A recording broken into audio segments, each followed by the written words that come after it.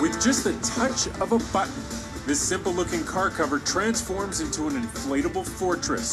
The invention works by providing an envelope of pressurized air around the vehicle. That's genius! We put it to the test. Baseballs. As hard as I could. Pitching machine, 70 miles an hour. Hey, it works pretty good. I winged the ball at that thing. It bounced right off. Wow!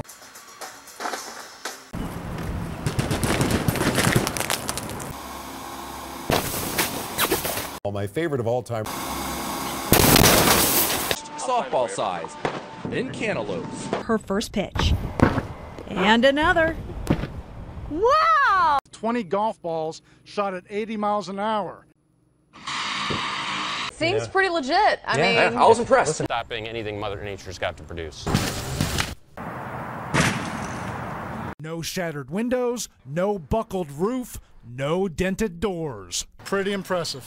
Insurance companies ought to go in halvesies with car owners on these things. Just an idea.